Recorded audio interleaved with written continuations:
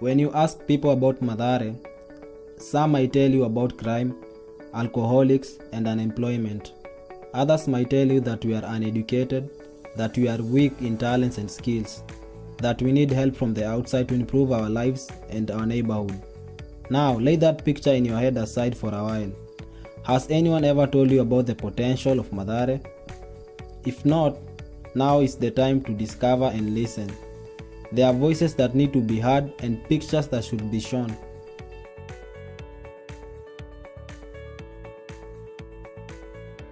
My name is Nicholas Kimeum. I live in Mathare, inside Mathare, my neighborhood. I'm a writer and a poet too. Being a writer here is like quite a job, a positive job, and also a struggling job. People here work a lot. People wake up so early, they go to work and they spend so much hours on work. So people don't find like time for reading here. So I'm also like trying to promote a reading culture whereby I'm also motivating people and young people like also to read.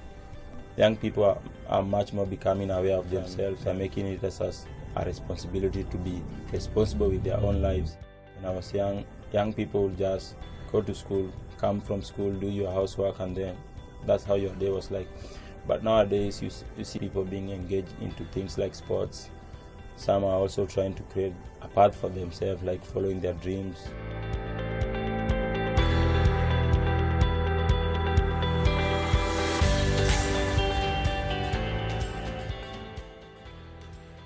It was on a December date 10, 2017. Ndio nilia mtu mmoja alikama akaniambia Shelly, naweza kama tufundishe kudance. Nikamwambia kama uko na train na sisi. So vile nilikuwa hapo hivi crew ikadai, but I was the one who stood. Nilikuwa peke yangu, so nikaamua to take my time because nina hiyo passion. So like my joy comes whereby I get people like appreciating what I'm doing and also trying to share my skills and also infect others with what I'm doing. My first reaction that I get from people is that they are always like interested in reading like every stuff that I post on Facebook, and sometimes they also like want to share it. Another reaction although is kind of positive. It's kind of positive to me and a kind of negative to me. Some people also like steal my work. They steal to go and read, and then maybe after reading they give their friends, and also they want like to return it back and say I knew you could not give me your work, or that's why I stole it, but then here it is, but I'm in love with your work.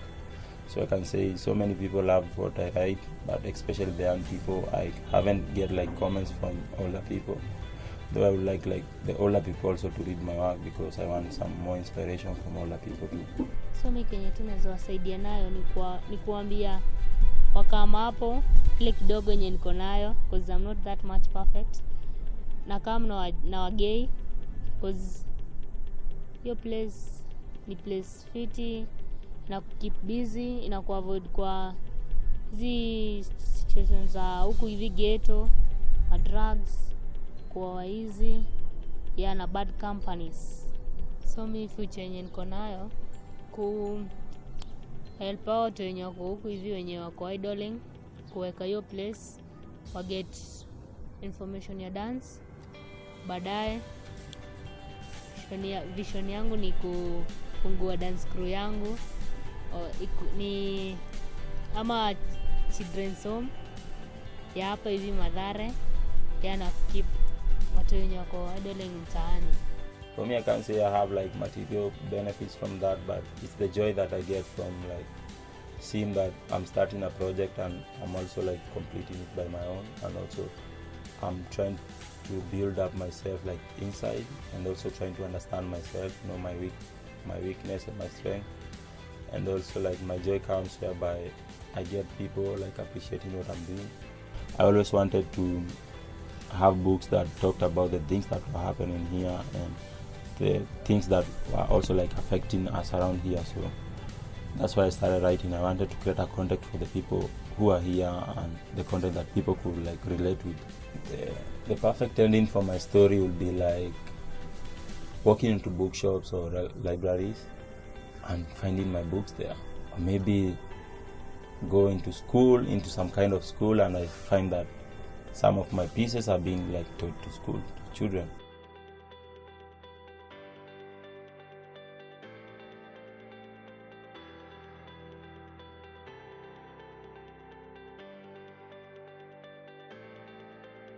Mimi ni chairman wa Stereotyped Living, group ambayo tulianzisha 2006, early 2006, na sisi huwa tunafanya mambo na ukulima wa mifugo ikiwemo kama mbuzi, kuku, tuna bata na hata geese. Yeah, tuko nazo, ndio zile vitu sisi tunafanya kama activities. Hii project nikaidescribe, naweza sema ni project ambayo sisi kama Stereotyped Living tunaiangalia kwa sana, na tunaihope itatufikisha mahali tunataka mpaka kwa hizo big project. So hii ndio ile project itatufikisha kwa hiyo project kubwa ambayo tunataka kufanya. Hii mtaa imekuwa ni mtaa ya crime sana kwa maboi, na ni mtaa mavijana wamekuwa wamepata, hata kama ni wale wadogo wamejipata tu wanaingililia crime wakiwa wadogo, wanakam tu wakifuata wale wakubwa. So maisha ya hapa zamani ilikuwa ni maisha moja ya crime sana. Gava imeharas watu, si vijana, kila mtu, maboi, wanawake wanakuwa very harassed kwa sababu ya ile liviti tulikuwa tunaishi na watu huku.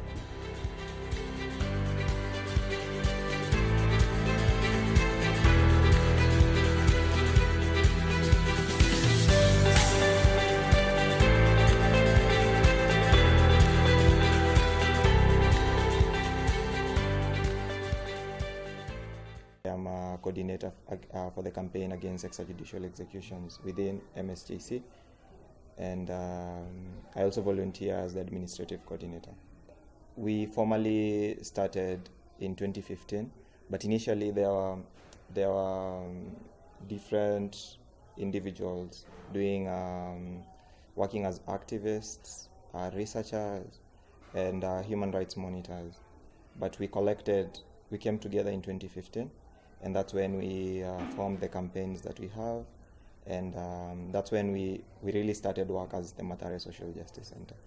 I joined the movement, and where I fell perfectly is the campaign against extrajudicial executions. And since then, I've been able to organize a couple of community dialogues, documented cases of police killings, and also been able to launch a report on this. So it's about people living with some sense of freedom, sense of liberty, that I can wake up early in the morning and make it to class, or I can come back home after hanging out with my friends and feel secure, not afraid of meeting Rashid to blow my head. So that when people start, or people reestablish that kind of liberty or freedom, then we can say the police are doing their job. The police are not doing their job by instilling fear in people. Fear is not what the law is aspiring for. Okay, tuliformingi Stereotyped kwa sababu ya kutaka kuleta a new picture ya Stereotyped, kwa sababu Stereotyped inajulikana ni area moja mbaya. Hata ukauliza mtu akayangi huko anajua Stereotyped ni mahali pabaya, jina yake ilishachafukanga, na si ujaribu sana vile tunaweza safisha hiyo jina ijulikane ni mtaa sahihi, ina maboi wana think high, ambao wana vision na pia wanataka maendeleo kwa kijiji. Ile role sana sisi kama group ya Stereotyped tukiwa kama members 15, si try sana our best kujaribu kuinform young turks wenye wako down, kwa sababu tukiangalia maisha yetu ilipotea kwa sababu watu kwa tunaweza kuambiwa na hao mayitu walikuwa mbele yetu, wao walikuwa tu wanaonyesha maisha ni fiti, but sisi tuko na role ya kuambia vijana waachane na crime, form ni kureform, na pia mtu focus na kile kitu kidogo anafanya, acha kufocus na kitu sio yake. Tuko na future plans ambazo ndizo tuna target sana, na moja ikiwa ni kuwa na youth center kwa hii area yetu, ambayo ni itasaidia vijana wadogo wenye tunaona, kwa sababu tukiangalia hii area watu wana lost kwa maisha kwa sababu kuwa hawaelewi, but hiyo hizo centers za kufanya waelewe life ni nini na wajue pia talent zao pia imekuwa ni shida hii area yetu kwa sababu ya land. Ukijaribu kusema mnaweza weka kitu kama hii kama mayouth, unasikia land, serikali inasema hiyo land, ama wadai kijiji wanasema hiyo land ni ya mtu. So kuna hiyo mambo ya youth center, but ni kitu tuna hope sana, tunataka support kwa yote yule ambaye anaweza support tuwe na youth center hii area, maana hiyo ndio our main and a big project tuna hope kuwa nayo ya kutengeneza hii mtaa as a whole, kuanzia ngambo ile mpaka ngambo hii yetu. Kitu inatupea motivation sana ni kuangalia maisha tulikuwa nayo na pia maisha sasa tuko nayo. Tukiangalia maisha ya past yetu ilikuwa ni maisha useless, tulikuwa watu hopeless, watu wa kuishi tumejificha, yani hatukuanga na maisha. Kwa saa hii tunaona group members wana mwelekeo, mtu ana nyumba yake angalau, mwingine ana bibi. So tukiangalia group vile tulishikana, kuna vile bado tunaenda tukisaidiana bado si wenyewe.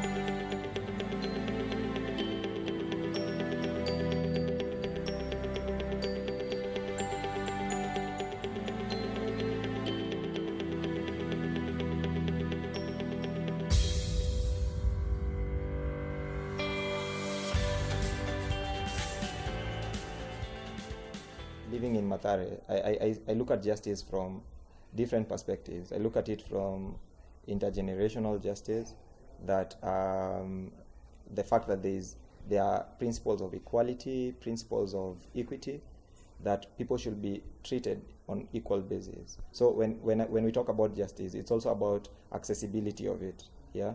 So justice is more of people feeling back their humanity where it has been denied to them.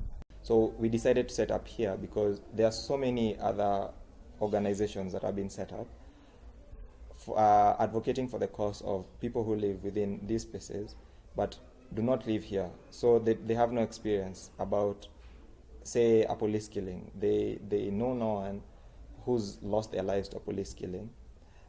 And when I say knowing someone, I mean a friend, a neighbor, or someone who was close to you, someone you knew by name, or at least someone you'd associated with. They don't know that, and you can't really fight this properly if you do not have that emotion, if you don't feel that pain, feel that disappointment or bitterness from loss of life in such a manner. So we felt that also being residents of Mathare, we needed to set up something at least a platform within our own community.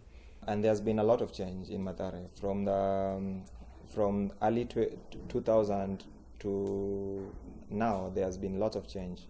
We now have a library like this where kids can come and study. During my time when I was a young kid in say class 2 or class 5, there was no place where I could come and study like this. The way now kids can come and study during the weekend. And this is positive change. Yeah. And also community-based organizations that young people can actually come together, structure a cause for themselves, and organize themselves towards that cause. We have several campaigns, I should have mentioned.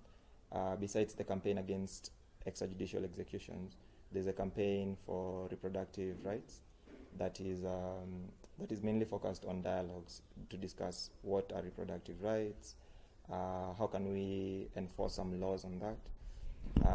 Other campaign is the Mathare Green Movement campaign that is quite based on the future that we want for Mathare. We'd like to have a bit of order. We'd like to have trees, gardens, of course, as I've been mentioning, adequate supply of water. So it's based on reflections on the kind of future we want for Mathare.